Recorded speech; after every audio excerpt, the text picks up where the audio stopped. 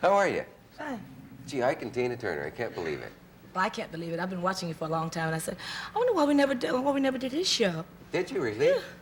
That's funny. So I came downstairs when you were rehearsing, and one of the guys in your group, who's a guy in a black suit, he stands back in the wings there. Oh, McBride. Yeah.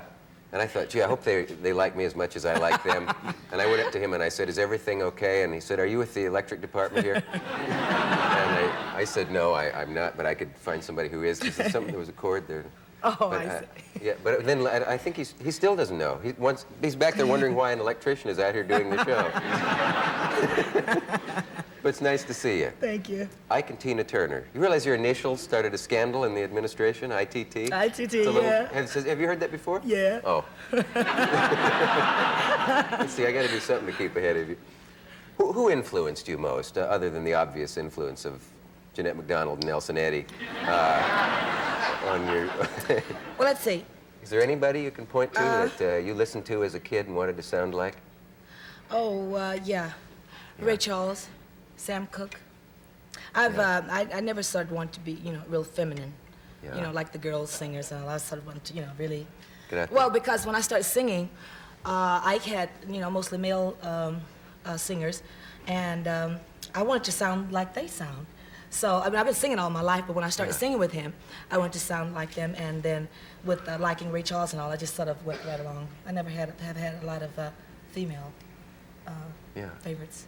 That's interesting, yeah. And she wanted to punch like a man, and all the women want to be men these days. What do you make of that, Ike? I didn't say I wanted to be a man. No, I didn't say that. I'm sorry, I put words in your mouth. And is it true that your real names are Maurice and Samantha Fleischman, and that you changed them to... Huh?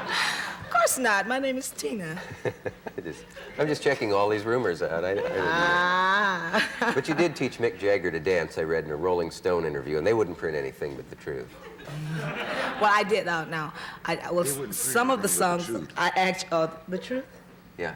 No, not all the truth. Not Rolling Stone. Anyway, back to Mick. Okay. In the beginning, when we first worked with him overseas, in '66, I used to watch him standing in the wings, and I didn't know why. Why he was looking. And then I started watching him. He was just doing the tambourine thing at first, just beating on the floor with the tambourine. He'd tear up one, and he'd get another one. And so when he came to the States, and we worked with him, here he was all over the stage, and I said, aha, now I know what he was doing.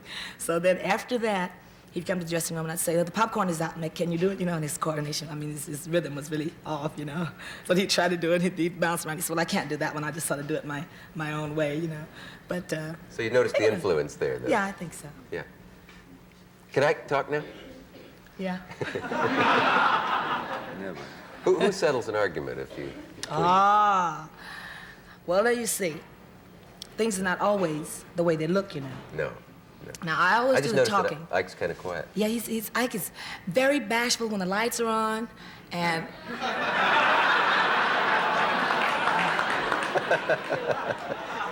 If he wasn't, he is now that you said that. Well, I'm Sagittarius, I'm always blowing it. But anyway, when Ike gets before an audience, and all of a sudden he's aware that the microphone is on, he actually frees up. Like when he's in the recording studio, he turns out the lights in the control room. He has one of the musicians to record him. Nobody else can be in. You can be in because he can't stand for all this attention to be directly on him.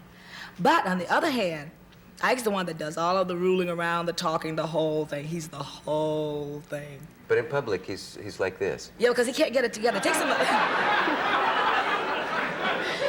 a long time to get, really wound up. But once you get him stirred up, you can't stop him. He just goes on and on and on. You can't get a word in. You're a little like Arthur and Catherine Murray. In that really?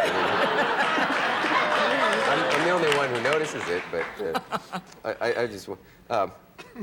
one thing I did want to check with you, and I want you to perform again, but if you will, at these rates, is they say there's tremendous discipline among the Ikettes. Those are the girls called the Ikettes.